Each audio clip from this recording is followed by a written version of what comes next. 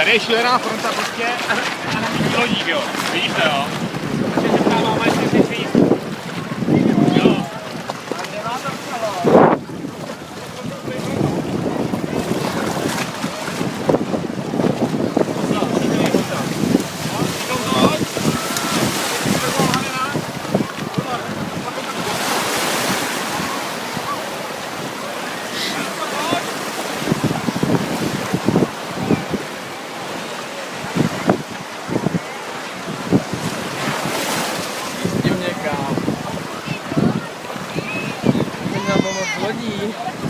Ne.